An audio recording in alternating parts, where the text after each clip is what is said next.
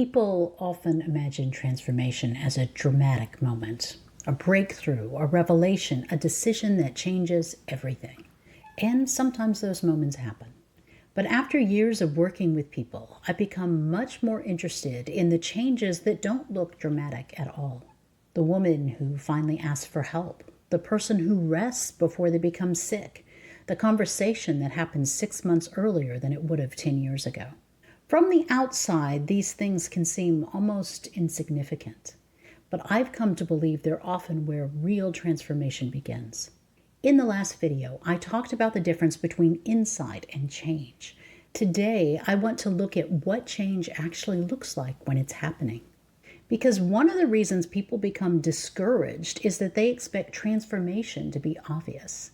They assume they'll know when it's happening. But most people don't abandon change because it's difficult. They abandon it because they think nothing is happening. They're looking for that breakthrough. And meanwhile, the real transformation is often already underway. One of my first clients taught me this.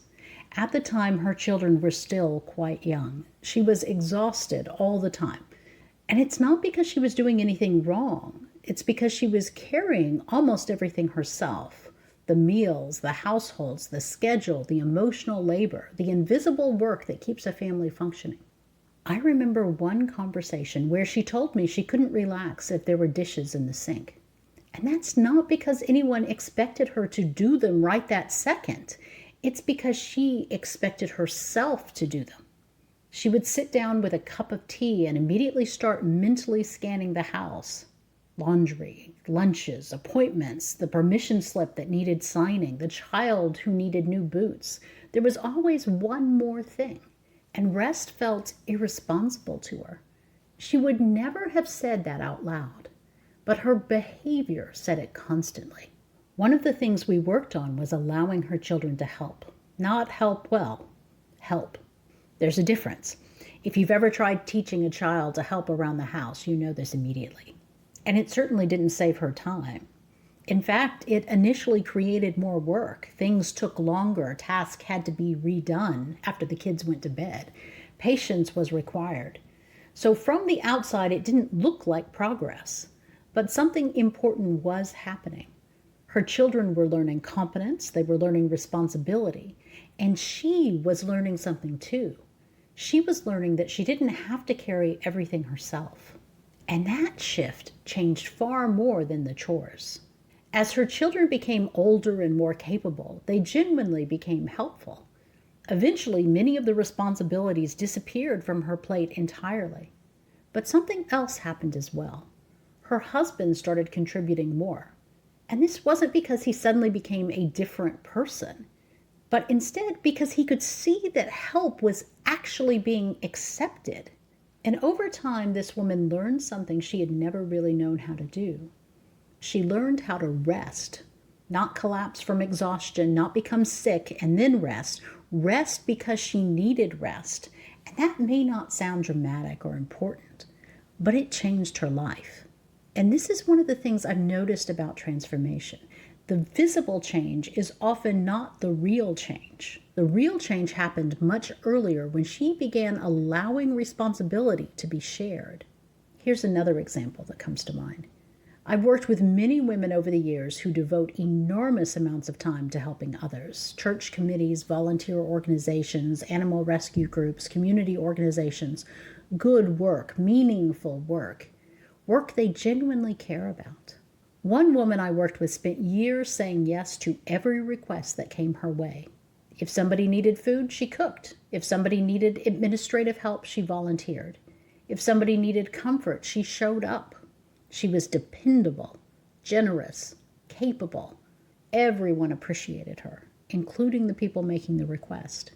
The first few times she said no, she hated it. Not because she wanted to volunteer more, but because she felt guilty. Somebody always needed help, and she was a person who had built much of her identity around being dependable. The church knew they could call her. The committee knew they could call her. The people she cared about knew they could depend on her. Being needed felt familiar, and sometimes it even felt meaningful. So when she began stepping back from some of those responsibilities, it didn't immediately feel liberating. It felt uncomfortable. But the reality was she was exhausted. She kept telling herself that the answer was better time management, more efficiency, more organization. But her issues weren't organizational, they were relational. She had never learned that contribution and self sacrifice aren't the same thing.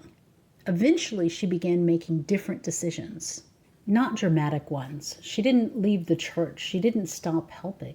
She simply became more discerning. She could do this, but not that. She could contribute here, but not there. She could help without becoming responsible for everything. And again, the visible change looks small.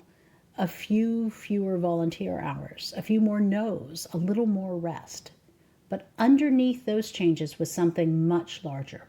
She was learning that her needs belonged in the equation too. And once that shifted, many other things began shifting as well. The third example is my own. Leaving academia is often described as though it were a decision. And in reality, it was a series of decisions. First, I left my university position, and then over time, I realized I wasn't simply leaving one institution. I was leaving academia itself.